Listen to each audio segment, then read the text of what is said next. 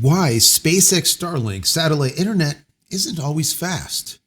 It's a great question. Let's get into it. Hey everybody, welcome back to the channel. Thank you so much once again joining me. Today we're going to do a little bit of a deep dive into why SpaceX Starlink is not always fast. Sometimes it's really quick, then other times it slows down a lot. Why is that? There's multiple reasons behind it, but there was a study that just came out that spoke about CDNs and their pop and what is going on. Why is this an issue? And I want to get into it a little bit with you. It's, I would say, a little bit more high level when it comes to what is going on here. But what I'm going to do is I'm going to break it all down for you. I'm going to go through the article. Actually, there's a couple articles, give you the information, and I'll tell you as we go what it all means. Because if you were just to read it, you'd probably not understand it. Okay, so this is important because I get this question all the time. Joe, you know, I was getting just these amazing speeds and all of a sudden it dropped. And why did it drop? And yeah, there's multiple reasons behind it, but this is one of them and is based on this performance study that was done. And once again, I want to get into it with you today. So if you enjoy the content, like I always say, please thumbs up the video. That would be very helpful. Don't forget to share the video and the channel with your friends, family, colleagues, Reddit, Facebook, wherever you traverse the web would be good. If you're not subscribed, consider doing so. If you are, thank you. I appreciate that. Click this little notification button over here so I go live when a new video comes out. You'll be notified of it immediately. If you want to give back to the channel, there's a thanks button. Click on that, give $1 or $2 if you like. If not, it's perfectly fine. The video is still free. Consider becoming a member of the channel. That would be even better. And as of today, there's getting close to 600 videos specifically on SpaceX Starlink content, SpaceX Starlink topics. Helpful how-tos, tips, tricks, what to do, what not to do, what to buy, and of course the why behind all of it. And I'll put a link to it here. Don't click on it yet. Click over there when you're done watching this video. I would appreciate that. And if you haven't stopped by my shop, check out my merch. Go to JCristina.com/shop. JCristina.com/shop. If there's something there that you like, pick it up. Help support me and my family. All right, so let's jump right into this article. It starts out, Starlink web performance study reveals bottlenecks. Satellite internet has transformed global connectivity, and SpaceX's Starlink has been at the forefront, bringing high-speed broadband to millions worldwide. It's over 7 million now, guys. It's a lot. However, a recent web performance study highlights lingering challenges that impact the user experience, content delivery networks, or CDN, and point of presence, or POP, limitations. Now, let me stop the article for 1 second, because if you hear this and you're like, what the heck is it? What is a CDN? What is a POP? What is this? So a CDN, once again, is this content delivery network. I'll give you an example. Netflix is a content delivery network. What they do is they have many CDNs or many sites around the planet, around the US, for example, and they host at those locations movies that they think that the people in or near that CDN wants to see. Why do they do that? For speed. Because if they served all of the movies, let's say from California, and I'm trying to watch from Florida, there's going to be many hops. Hops are the number of servers that your request has to go through, many hops to get to California. So it's going to slow down for me. So they have a CDN in Florida. They actually have many. They have a CDN in Florida, and it houses or it caches those movies. That's what a CDN is. All right, so you understand. A POP, or a point of presence, is basically where all of your requests go from SpaceX Starlink. They end up at the POP, and the POP is always sitting on the backbone of the internet, meaning it's the same location where many ISPs' fiber converge. All right. So it is, let's say, a hub, a location. Perfect example is Ashburn, Virginia. They have a massive facility there. Same thing in Miami, London, Singapore, massive facility, and a ton of copper and fiber end up in that centralized location. Centralized. Let's call it Central Station. Grand Central Station in New York City, where all of the trains end up. Same type of thing. All of the data ends up there. So you want your POP to be very close to to those, and that's where they're located. All right, so you know now what a CDN is, what a point of presence is, or a POP, and you also know what a hop is. Hops and pops, and yeah. I told you it's going to be a little bit deeper, but hopefully you'll get an understanding here. Understanding the bottlenecks. You see where I went there? Starlink relies on a constellation of low Earth orbiting or LEO satellites, connecting users via terminals to a network that routes traffic to terrestrial POPs. Once again, point of presence on the backbone. Remember, these POPs act as gateways to the wider internet, caching content and reducing latency. The study found that while Starlink excels in rural and remote coverage, web requests often encounter unexpected delays when fetching content from CDNs, particularly in regions where Starlink's POPs are distant from major data centers. You get that? So if you have a POP that is located far away from Ashburn, Virginia, for example, that means that it has to traverse more hops to get to that location, that centralized location. The farther the POPs are away from the backbone, the longer it takes. A perfect example is Canada. They didn't have POPs in Canada, so they would have to have a ground station. Let's say you're in the northern area of Canada. They would have to have a ground station, then send the data through fiber all the way into the US where the POP would be located. All right.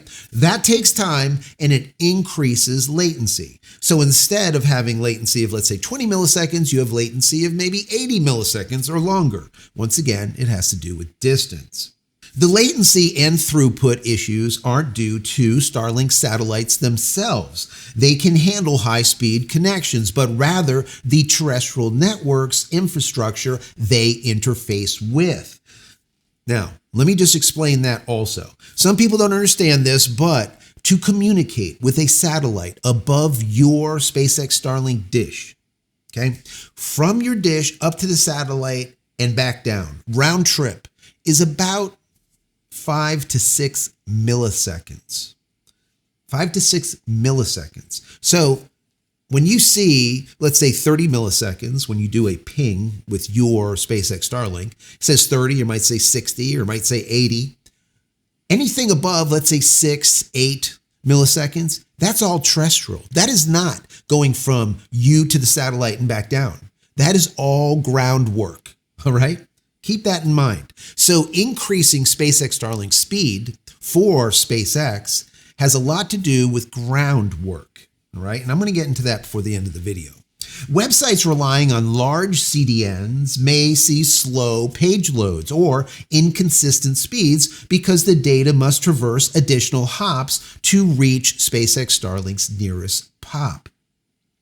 Users near dense metro areas may also experience performance inconsistencies when multiple terminals compete for shared satellite bandwidth. That's the other slowdown that you could experience when using SpaceX Starlink. Each node or each cell that a satellite is projecting or sending the signal down to has a certain capacity. And when that capacity is exceeded, well, now everyone has to share what's left. It's kind of like when you go to a party and you bring a cake. And let's say you can cut the cake into 8 pieces. Well, if there's 8 pieces there, that's fine. Well, how about if someone else shows up? What ends up happening? Well, everyone has to have a smaller piece to accommodate for the 9th person. You follow that? So everyone's speed, okay, getting a smaller piece of cake, everyone's speed goes slower. Their latency increases also. Keep that in mind. Real world impact. For most consumers, streaming video or video conferencing and general browsing remains functional and often superior to traditional rural broadband. That is a fact. However, enterprise users, cloud-heavy workflows, and gaming can be affected by CDN placement gaps, high packet travel distances, and regional POP congestion. Now, that's very important for all of the gamers out there. Gamers know that they want to get low ping, Low ping translates into low latency for or low milliseconds. All right, you want to get 20 and below. That's why Elon Musk is a gamer, and he has been saying for the last year plus that he wants to see SpaceX Starlink sub 20 milliseconds so people can game with it and they could do conference calling without looking like they're on a walkie-talkie or something. All right. So low milliseconds for gaming is very important. And what they're saying here is that high packet travel distance, right, where you have many, many hops away from the pop, ends up causing a lot of those delays. Not the satellites. Keep that in mind. Not the satellites. The study suggests that adding more Starlink pops, optimizing routing algorithms, and partnering with regional CDNs could mitigate these issues. A growing opportunity. Despite these challenges, SpaceX Starlink continues to innovate with laser intersatellite links, or ISL, and ongoing expansion of ground infrastructure. SpaceX is moving to reduce dependency on single pops, or point of presence, dynamically routing traffic across the satellite mesh network to improve performance. This evolution hints at the next generation of global satellite networks that combined mobility, coverage, and reliability in ways terrestrial ISPs cannot match. Absolutely the case. And that was in the last video that I did. I talked about a SpaceX Starlink version 2. I said it was going to be like a dark web type of thing where it'll be very difficult for governments to be able to handle because most of the traffic will happen on orbit and not on the ground. When information doesn't come into a centralized location, it cannot be altered. You follow that? It cannot be altered. Meaning that the least number of hops on the ground not only allows for faster speeds, but also, once again, it mitigates censorship.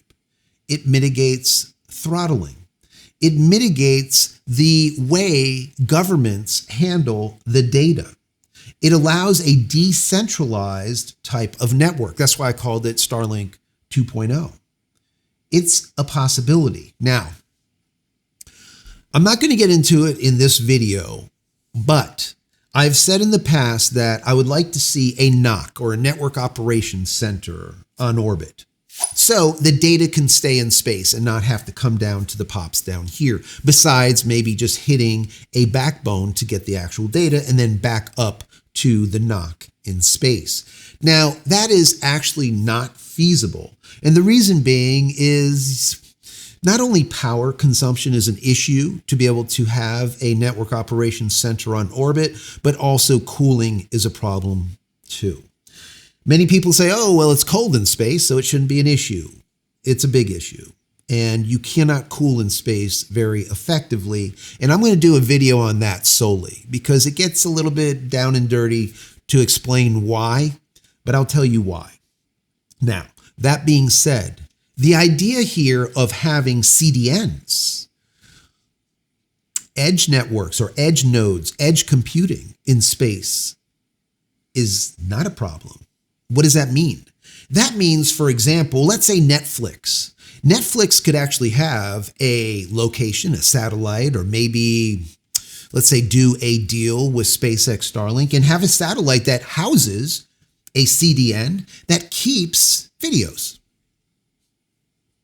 So when a request comes up to play like the latest and greatest horror, now that we're sitting on Samhain and Halloween, right?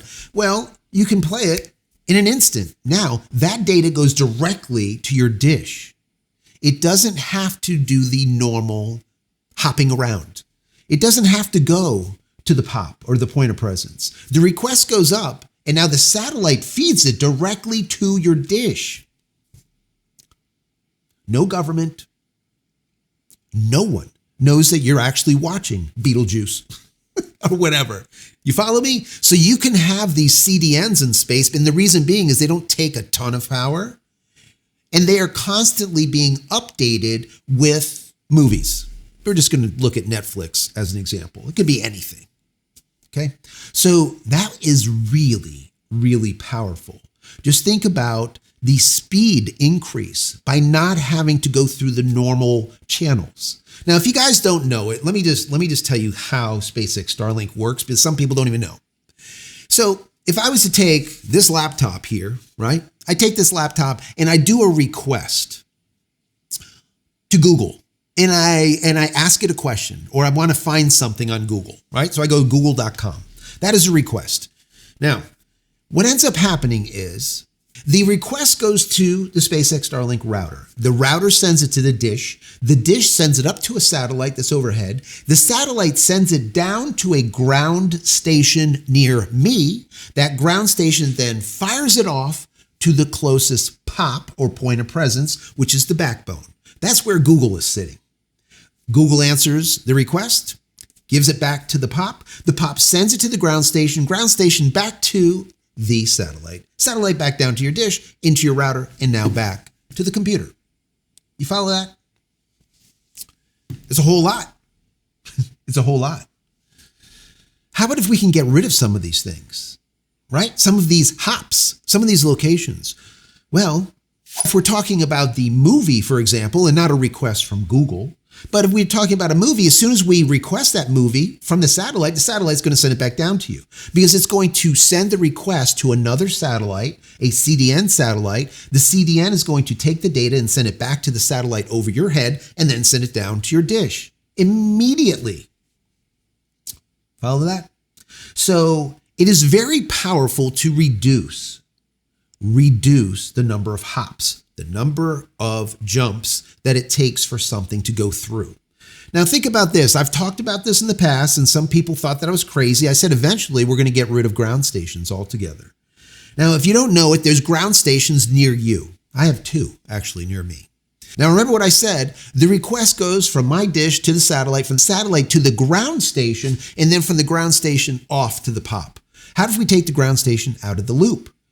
We can now. How? ISL, inter-satellite lasers, meaning the request would go from my dish to the satellite, and then instead of back down to the ground station, it will send it from that satellite to another satellite overhead of the closest POP. Then down to that POP, then the request will go through, and then from the POP up to a satellite, and then bounce from that satellite to another satellite over my head now. They move, and then back down to me. It would completely eliminate the ground station. Is that feasible? Is it possible? Yes. Are they doing it? No.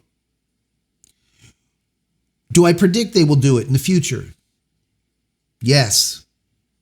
Because once again, that is going to alleviate or eliminate the number of hops. Hence, lower latency. And that is what the goal is here. The goal is always lower and lower and lower latency. Speeds are going to be speeds. Speeds are going to get faster and faster and faster. We're going to see gigabit through SpaceX Starlink. But what we're not seeing is the latency speeds or the consistency of that latency. Not yet. But it will soon happen. Once again, it can happen by putting these CDNs on orbit. That is one thing that will definitely help. Also, eliminating ground stations completely and having a single ground station at the POP that handles all the traffic. I think that would be a powerful way to go. And it's really, really going to speed things up. Once again, to review, what is the number of milliseconds that it takes from data to go from your dish to a satellite overhead and back down? This is a quiz. It's about 6 milliseconds, right around there. Some people say 8. I call it 6, but whatever, right around there. And it's going to get faster because the satellites are getting lower. Remember, the satellites were at 550 kilometers. Now they're going to be at about 330 kilometers, 200 kilometers closer to Earth. Faster speeds, lower latency, right? So anyways, I'm thinking that moving forward, this is going to be something that SpaceX Starlink is going to be able to do to just really ramp up speeds. And if they were somehow to be able to get in bed with some of the big names out there, the ones that are really just smashing the internet, like Netflix, for example, like YouTube, Google, for example. All of these sites that are just inundating just a ton of traffic throughout the networks, okay? If they were able to get in bed with them and now allow them to have CDNs on orbit where they're constantly updating the CDN with cacheable information, cacheable data, cacheable movies, that is going to just speed things up dramatically. But what it'll also do, doing this type of process, like I said with the Starlink version 2, dark web, as I called it, I would call it, maybe we should call it the light web, because instead of for crime, it'll be for lack of censorship. It'll be for free speech, because now governments won't be able to control it. Think about it. If once again, like I said before at the very beginning, if governments cannot get their sticky fingers on the data that is traversing the web, what happens? They're going to have to find a new method, a new methodology of controlling you. How are they going to do it? They can't do it with censorship because you see everything. Then it's up to you to discern, to decide what you think is real, what you think is fake. What do you believe in or don't believe? No one will be able to tell you what to believe and not to believe at that point. So I think it's very powerful. We'll see what ends up happening with this. I hope you enjoyed this. Once again, we got a little bit deeper today. I wanted to give you more, let's say, hardcore data, because there's so many questions that people have, but they don't understand the process, okay? They don't understand how it works. Many of the news agencies that report on this stuff, they don't have a clue themselves. They don't know. And they just report a whole bunch of just fallacies. And that's what we're here to debunk on this channel, right? As I always say, it's not just about the how. More importantly, it's about the why. Why is this going on? Why? Anyways, guys, I hope you enjoyed this. Please share this video. Share the channel with your friends, family, colleagues, like I said before. Reddit, Facebook, wherever you meander throughout the web. I would appreciate that.